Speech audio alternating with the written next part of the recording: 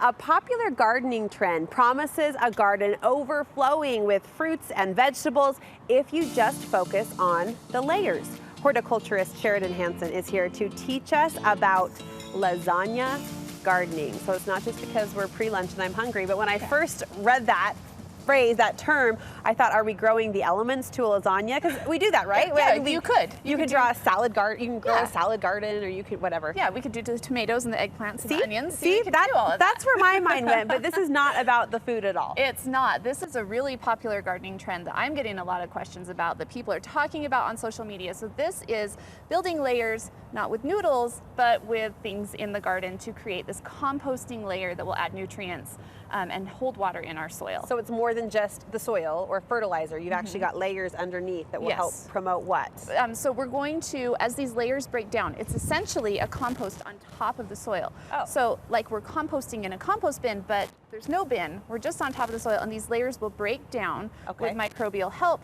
And as they break down, those nutrients that they break down become plant available. And that's like what's basically in our fertilizer bag. Okay. So it's gardening without that fertilizer bag necessarily. Okay, so the result is what? The benefits of lasagna gardening are? Added nutrients, holding moisture in our soil, improved soil, what we call tilth, which is the texture of the soil, how it acts, how it holds water, all of those different types of things. And we do hear a lot about our soil here in Utah particularly. We do, so would this help? This would help. So our soil is really interesting in Utah. We have alkaline soil that has a lot of clay in it typically and can be very difficult to work around. So this will loosen up that clay eventually as it breaks down, and will help to mediate some of the effects of that high pH, all that calcium in our soil, all of that type of stuff. Well, you've got some interesting pots filled I with do. some interesting material. Will you walk us through this? I know, it's like, what am I going to bring? I'm going to bring dead leaves. So these are things that we can layer in the soil. And what you'll see on like Instagram and social media is they're doing great big thick layers. Well, we have to kind of adapt that to our Utah climate a little bit. So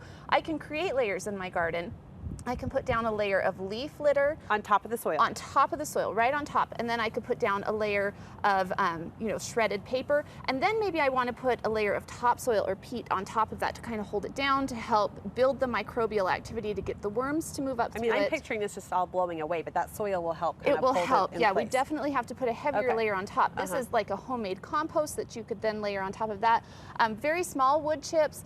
Also soil pep is another small wood chip type product that you could use. Straw will also work and break down. And again, this is the peat layer or the topsoil layer. You just want to make sure that you have that soil layer layered throughout and then again on top, so that will help to break down and hold things in place. And I'd really do all of these? You don't have to do all of them. So you can pick and choose what's available to you, what you like to use in your garden. So if you have a lot of leaf litter left over from your trees, use the leaf litter, put it in your garden beds, add a layer of peat on top, add a layer of the bark mulch on top, and let it start to break down.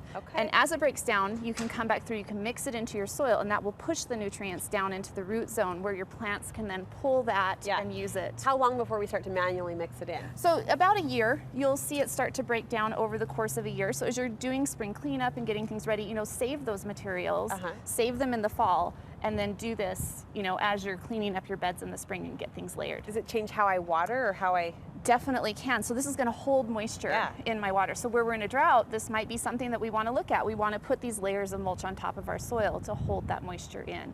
So we'll be watering a lot less. One thing I do tell people, we are arid, we are dry, so it can be difficult for some of these layers to break down. So smaller layers is great. It will still hold the moisture in, will still give us the benefit of it, but break down faster for our situation. Lasagna gardening. Now you know, and we appreciate the adaptable tips to our particular climate and soil, Sheridan. Thank you. Hey, before we say goodbye, you've got a festival coming up. We do. We have Heritage Festival coming up. This is a fantastic event. It's like our baby animal days. We'll have tons of baby animals, baby goats, which are the cutest thing you've ever seen. I wanted to take them all home. I'm like, please give me all the goats. There's one missing. I have no idea where that goat went. It's in your backyard. So it runs next week, the 19th through the 21st at the USU Botanical Center in Kaysville. You can hop online, just Google USU Botanical Center, and you can link over to get tickets. The weather looks like it's going to be beautiful, which I'm excited for, and I think it will be a really fun, family-friendly event. I've heard a lot of great things, so we'll try to make it out there with the kids. Sheridan, thank you so much. Thank you.